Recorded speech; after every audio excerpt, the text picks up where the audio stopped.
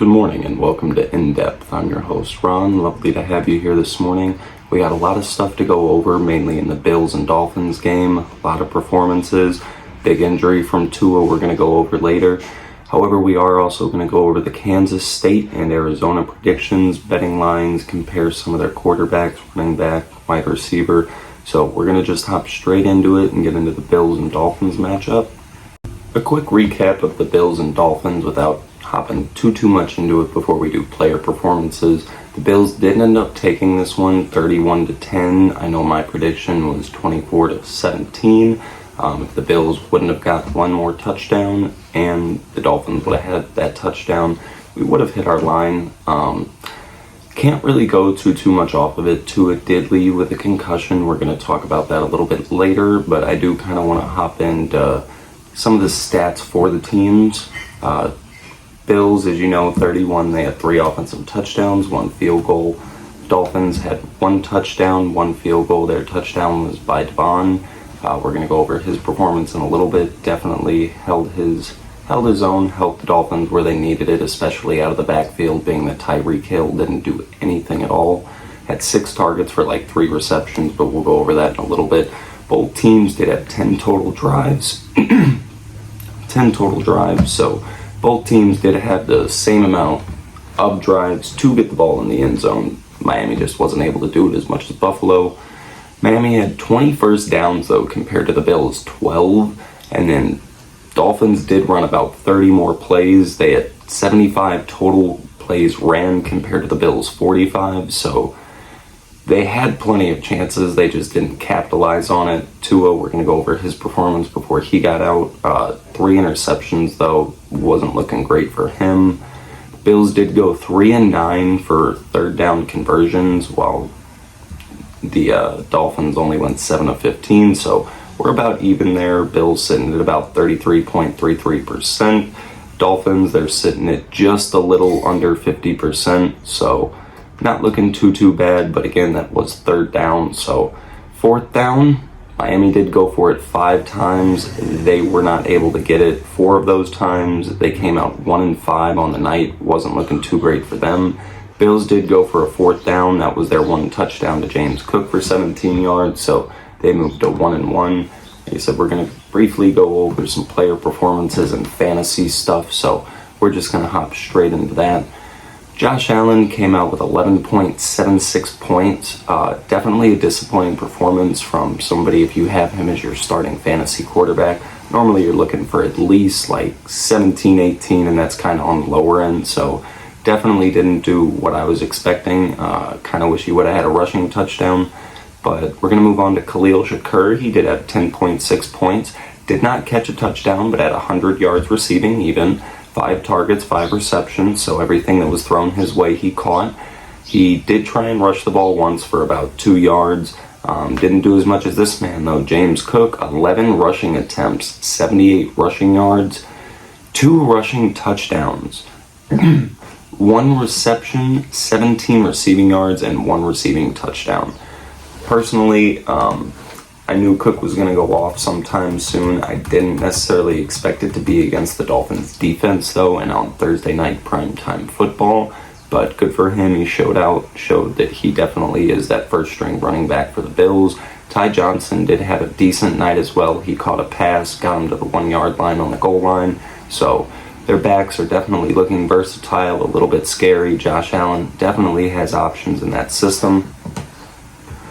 We're going to go ahead and move on to the Dolphins. Like I mentioned before, Tyreek Hill, 6 targets, 3 receptions, only left with 24 receiving yards. He did have 1 12-yard rushing attempt. Wasn't that great of a night for Tyreek. He ended with about 6.6 fantasy points, so same thing as Josh Allen. If you have him as your starter, it's not a terrible night, but also most people took him first round, so that's going to be a pretty bad performance for Tyreek, in my opinion. I feel like you got to at least get 10 points because, for example, I got Zay Flowers, Mike Evans, Raheem Shaheed on my bench. I feel like Zay Flowers, Mike Evans, those two will definitely get me 10 points. So a little bit disappointing for Tyreek this week, but that does move us into Devon Achane. He did have 29.6 points, 29.5. 22 rushing attempts, so double the attempts that Cook had. He did have 96 yards, so just 4 yards short of that 100-yard mark. He did have 7 receptions, 69 yards, and a touchdown. That touchdown was the only time Miami got into the end zone last night, so a little bit disappointing from them. I was expecting a little bit more of an offensive battle, but like I said, Tua wasn't looking that great. He threw 3 interceptions to begin the game. Not only did he throw 3 interceptions, but that's going to lead us into talking about his injury. I'm not going to lie, it looked a lot scarier when it first happened. Now, granted, I do know that it's a concussion. He's had multiple of them, so experts say that with where the concussion is, how serious it could be, maybe a minimum of 8 to 12 weeks. This is based off a few things. 1, the type of concussion. 2, the fact of that he's already had 2 concussions, both of which happened in the 2022 season. So it's not so much of a he might not be able to play sooner, but you also don't want to throw him out there and completely ruin the quarterback that you just paid millions of dollars. Not saying that Tua is the best quarterback in the game, but at least for the Dolphins, it's the best option you have right now. So, not gonna lie, I personally would sit him. I wouldn't bring him back anytime soon. I just take the loss this season, try and bring in a veteran quarterback. Personally, I think that if they were to bring in a veteran quarterback, we could get to see a real cool reunion. We could see Ryan Tannehill put on a Miami jersey again. But in all seriousness, I mean, Ryan Tannehill, I think, would be a great signing for the Dolphins right now. They need a veteran quarterback. Sky didn't look terrible, but they're also in one of the hardest divisions in football and conference. I mean, even if they do make the playoffs, they're still going to have to either win the division against the Bills. If they win the division, that means that they're either going to get a first-round bye, or they're more than likely going to still have to play in the first round. If they get a first-round bye, that means statistically they're going to play a way tougher team first round of the playoffs. If they play in the wild card, they at least might get lucky, kind of scrape somebody over who just barely made the playoffs. But I definitely don't think if they keep Sky as their starting quarterback and Tua's not ready for the playoffs, that Sky takes them deep enough. So I think Ryan Tannehill would be a good move here, kind of keep a veteran there just in case Tua does come back in, and then what do you do if he goes back out? Now you're just kind of stuck with Sky again. But like I said, experts did diagnose it as a concussion. They said as of right now they're still playing it by ear, so tomorrow's episode will have another update on Tua's injury, but experts did say as of right now it could be a minimum of at least 8 to 12 weeks. Now we're going to go over where number 20 Arizona plays number 14 Kansas State tonight. It's going to be a great matchup on at 7 p.m. Arizona's quarterback, I'm not going to lie, he looks decent. He's thrown for almost 600 passing yards, 5 touchdowns, 2 interceptions. 37 of 57 on the season. He's looking at about 64.9%, so just under 65% completion for this season. I do think, though, that the better quarterback out of this matchup is definitely Avery Johnson for Kansas State. He's 29 of 44, 65.9% completion rating. Granted, he does have less yardage at 334 yards. He has 4 touchdowns, 1 interception, so 1 less interception, 1 less touchdown. With the yardage, though, I also think that's due to the fact that their top receiver is Jace Brown, who has 6 receptions, averages about 14.7 yards per catch right now, with only 88 yards on the season. So not too much for Avery Johnson to throw to. I know that they have DJ Giddens, and he does have 32 rushing attempts for 238 yards. Doesn't have a rushing touchdown yet on the season. He does have a receiving touchdown off of 7 receptions that has earned him 69 total receiving yards. So he's definitely showing that he's kind of like that Achin or Christian McCaffrey, Barkley, kind of doing it both. He can run, but he's also there for you when you need him for passing. Back to the quarterbacks, though, in receiving. I do think Avery Johnson is the better quarterback just because Noah's stats don't really speak to me, being that he has McMillan. McMillan has 315 receiving yards out of his 595 passing yards. That's second in the nation for McMillan for receiving yards, so if we're looking at top receiver, McMillan is definitely up there, while Johnson doesn't have a top 10 wide receiver. I don't even think he has a top 15, so not too much for Avery Johnson to work with compared to what Noah has, but I also think that it's not too much of a difference. I just think that personally, Avery with his numbers is just a little bit better than Noah. But we are going to go over Conley, Quali Conley, running back for Arizona. He has 27 rushing attempts, 202 rushing yards. He has 3 rushing touchdowns. He's averaging about 7.5 yards a carry right now. 8 receptions for 67 yards. Personally, I think that Arizona's running back, I think that Conley's better than Giddens. Giddens only has 5 more rushing attempts for like 30 more yards. So that averages out to about 6. If we were to throw Conley's average in there, Conley would definitely get more than 30 off 5 more carries. But also he has 3 rushing touchdowns.